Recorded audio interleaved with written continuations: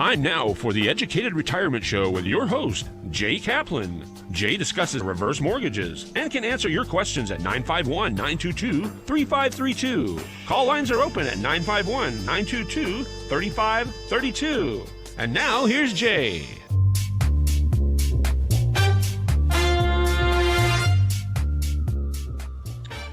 Just singing along, just jumping around there with the music. Anyway, this is the Educated Retirement Radio here on KMET, and welcome to it. And here's where we are going to contemplate retirement and how to best prepare for retirement and how to best stay successfully retired. Please call, email, or visit www.drheckham.com. Also available at the original address of the Educated Retirement, just like the show says, theeducatedretirement.com. And also, of course, give me a call at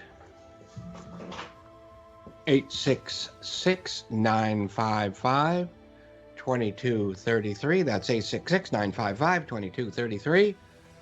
And why would you want to do any of these things? Well, because as we discussed yesterday from last week, Headsucker Proxy, the future is now. And when it comes to your home wealth and how to prepare for it and how to best stay the most secure, the future, you got to think of the future is now. And of course, knowledge is power. We're going to have Dr. Wade Pfau with us again. I think you remember him.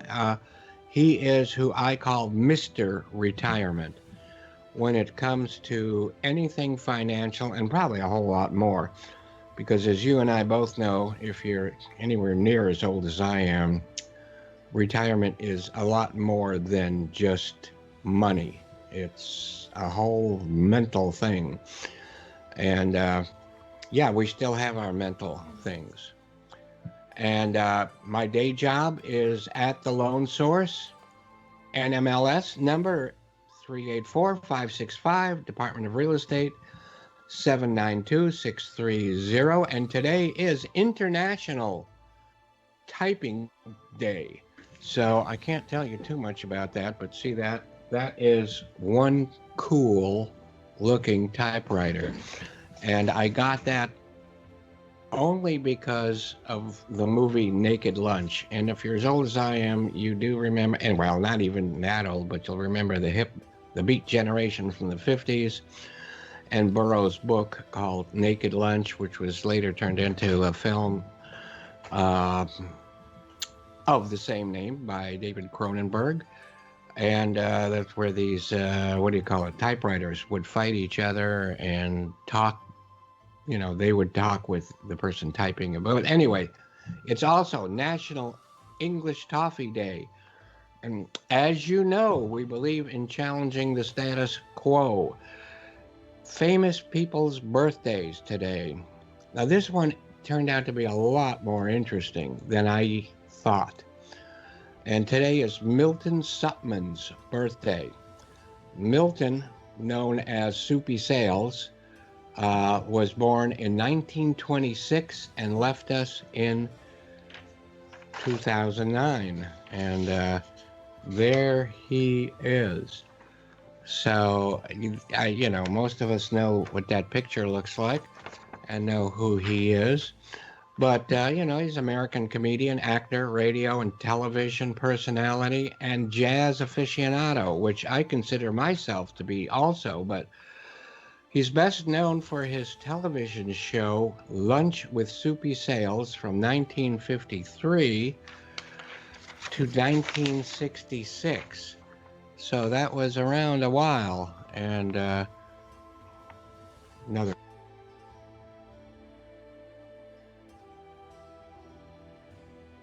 quick look at him. He was also a regular on What's My Line, and of course the pie in the face at the end of each show was kind of his whatever. Joined the Navy, came back from the Navy. Oh, but while he was at the Navy, excuse me, he was entertaining his shipmates and playing characters over the ship's public address system. So that even predated MASH. So he earned a master's degree in journalism and performed in nightclubs as a comedian and a singer. He started as a scriptwriter and radio disc jockey, and then started his television career with, and this is one thing I didn't know at first was he had a show called Soupy's Soda Shop. It started in 1950, and this was television's very first teen dance program, so that was well in front of, well, first thing came to mind was Soul Train, but Dick Clark, American Bandstand. This was before all of that. So, well, I don't know. Anyway, then his children's show, Lunch with Soupy Sales, was the big one that started in '53. And here's the other big surprise for me. At about the same time, he had a late night show called Soup's On. And no, I'm looking for any more pictures, but I don't have it. But you can look all of that up on the internets. But on Soup's On is where he had jazz musicians, just people, little people like, you know, Coleman Hawkins, Duke Ellington, Charlie Parker, Billie Holiday, and more, including Miles Davis, who appeared 6 times on that show. Speaking of Coleman Hawkins, I believe some of his stuff was used by Cronenberg in on the soundtrack of Naked Lunch, and that soundtrack was written by Howard Shore, who is just amazing. Anyway, he was also, he being Soupy, was the guest show on The Tonight Show between Jack Paar and Johnny Carson. Frank Sinatra was a fan of his and signed him to 2 albums. I don't have those albums. I tried to get some pictures to show you, but they were kind of protected, so I left them alone. Soupy had 2 sons who were themselves musicians, and they were in a band with David Bowie, whose birthday is today. The name of that band was Tin Machine. So I'll try to get that to show up for you. Tin Machine with David Bowie. And Soupy was honored at the Clifford Brown Symposium in 2008 and presented with a medal and award for advancement and preservation of jazz. Soupy had Clifford Brown on the jazz show that was Soup's On, that actually that production is the only known film of Brown playing his trumpet. The only other place to see this was on Ken Burns' jazz documentary series, where they included that clip. So all of this time I've been wondering, or was wondering while looking into this, how Milton became Soupy. I know the last name is Supman, and I'm somewhere in there it has, but anyway, as a youngster, his brothers already had nicknames such as Ham Bone, Chicken Bone, so Milton was named by his sibling as Soup Bone, and the rest is history. So just a reminder that you are listening to the Educated Retirement Radio show here on your home planet, 1490 KMET AM radio, the Mighty Met. www.drheckham.com or 866-955-2233. And as we mentioned earlier, David Bowie's birthday is also the same birthday as Elvis Presley, and that's today. But there's so much to be said about Elvis, we're going to put him off mostly a little bit. But David Bowie was born in 1947, and he unfortunately passed away prematurely in 2016. He was born David Roberts Jones, and he changed that name because of Davy Jones of the Monkees. And he became interested in music when his father brought home a collection of 45s consisting of Fats Domino, The Platters, Little Richard, and Elvis. And he was most influenced as he grew later and later in life by Charlie Mingus and John Coltrane. And I was influenced too, but I didn't do the same thing. But anyway, his first band when he was 15 years old was called the Conrads, where Bowie played saxophone and then became lead singer when their lead singer had an accident or whatever. And saying hello to Michael Siegel and and Danny. Hello, Danny. He's considered, and I'm going to say he is considered a huge influence, but some organizations and people consider him the most influential musician of the 20th century. I may go a little bit more with, the Miles Davis, Coltrane, and then what's his name, who might be the best musician alive, Keith Jarrett, but that's another story altogether right now. Bowie had 140 million albums sold. And you know what? I reached for what maybe still my favorite, but I couldn't find it, and I know I got it, but so be it. Good old Ziggy Stardust and the Spiders from Mars, Suffragette, City, all those good things, if you know it. Also, real quick, just for quick, we got that one. We got this one. Oh, look how that changes. Anyway, this one's got a good picture on it. I always like that picture on it. And so he earned 49 awards and 100 nominations. Also acted in about 35 films, including going way back, Absolute Beginners, which I think is a lot of fun even to watch now, although I haven't watched in quite a while. Anybody else that we know that I remember? No. But it was cool, and it's fun. And The Man Who Fell to Earth, I thought was really, really a really great film. Still think so. I've got it on Laserdisc and DVD, and of course didn't find it in time for the show. But it's a recommendation, and he did a great job. And I mean, he was the main character. So let me drink to him right now with this coffee. There was Labyrinth, The Prestige, which I know we've got around here. That was, what's his name, right? Hugh Jackman. With Hugh Jackman, but I'm thinking I always think of directors first. Christopher, the director. No. But I'm old, so I can't remember. Oh, he played.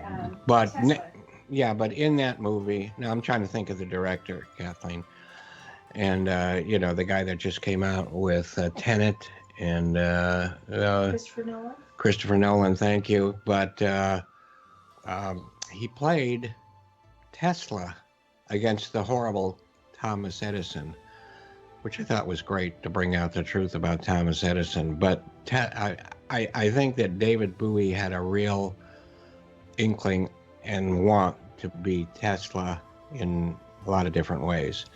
He was also in this classic, Twin Peaks, which is, I love that. Right up there with Eraserhead, of course, but that's another story. Last Temptation of Christ, Scorsese. And that's about all the movies we'll talk about. Now we'll talk about Cat People, the second version, and I know we've talked about the first version. It may have even been last week or so.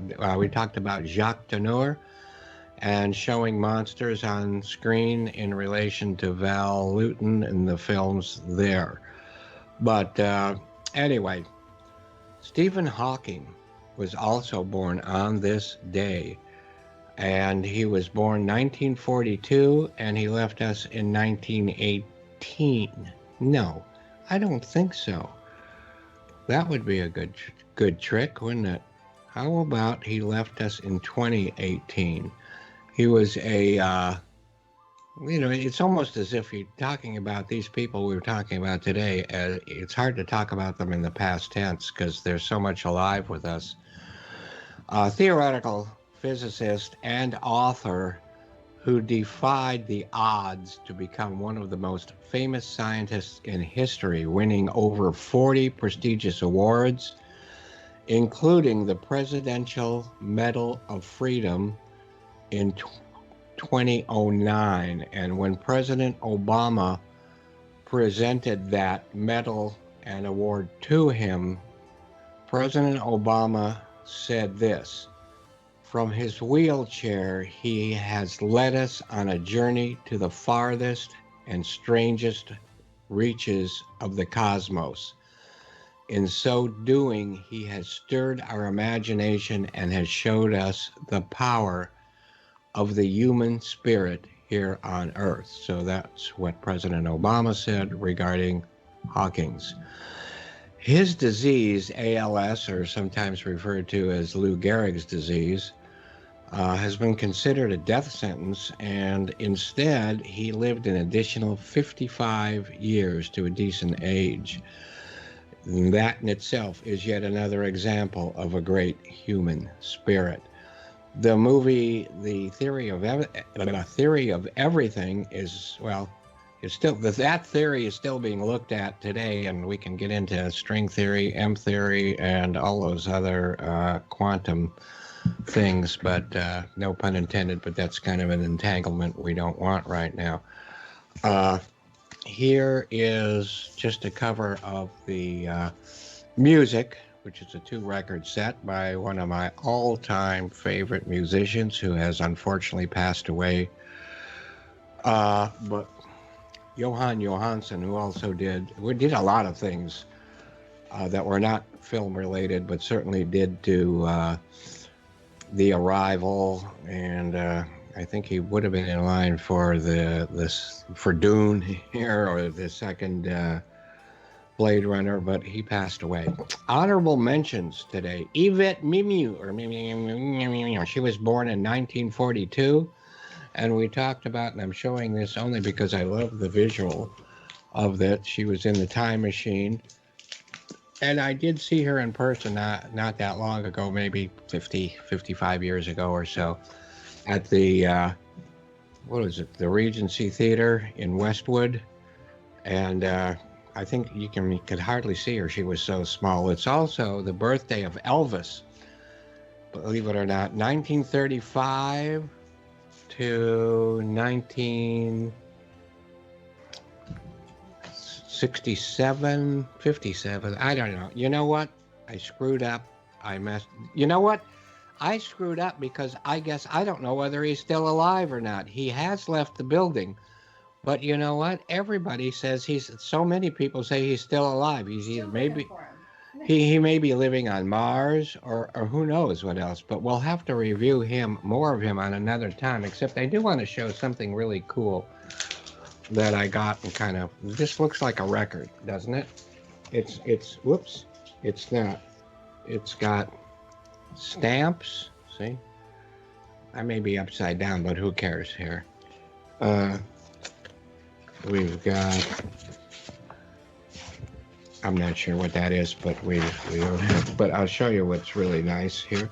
Oh, it's got this little record in it, which we're going to have to play as soon as the show is over. More stamps. Oh no, there's no record in there. There's more stamps in there. And this pretty nice, it's really nice stamps. Picture. All of it's supposed to look like a record album, but there's no record in there, and there he is, Elvis. Okay, so who else today? Nick Nolte was born in 1941. Jose Ferrer, 1912 to 1992. His son's still going strong. Robert Stroud was born in 1890, and he passed on in 1963, and he's known as the Birdman of Alcatraz. So please hang with us while NASA Nellie is on her way in from the space station. Oh, she just arrived. So now we go to NASA Nellie, who will talk about the Stephenville, Texas incident. Stephenville, Texas, once considered to be the cowboy capital of the world, was about to be known for something entirely unworldly. On this day in 2008, dozens of residents spotted UFOs and described them as faster than a speeding bullet and larger than a Walmart. Several people, including a pilot and a police officer, said a UFO hovered over a farming community for about 5 minutes before streaking away into the sky. One pilot reported that it had flashing strobe lights and was completely silent. He said it darted away as they were followed by 2 fighter jets that were hopelessly outmaneuvered. A law enforcement officer claimed he was walking to his car when he saw a large red glowing object that was suspended about 3,000 feet in the air. He was awestruck and compared it to a wielder's torch. One witness was deer hunting when he saw the object and detailed how it had no seams, no rivets or welds on the surface. It looked like it was completely covered in one piece of sheet metal with a grid pattern as it hovered above the trees and then gone. He said, "If it's not ours, then we're in trouble." Military officials said that over the 200 witnesses that were letting their imagination run away and claimed it was merely an optical illusion, including the fighter jets. The sighting hit the media and energized believers. Stephenville welcomed the arrival of ufologists and reporters from all over, as the military insisted that over 200 observers shared a common distraction towards make-believe. Okay, thank you, NASA Nellie. Do we want to listen to your rocket ship take off again? Sure. Bye-bye. Okay. And thank you. Danny is watching on Facebook anyway right now, too. So we got that whistle from Danny, and the cigar I've been smoking, I just cut. Danny, if you're listening, if you're watching, you still are with it. But don't go away. Everybody else, don't go away.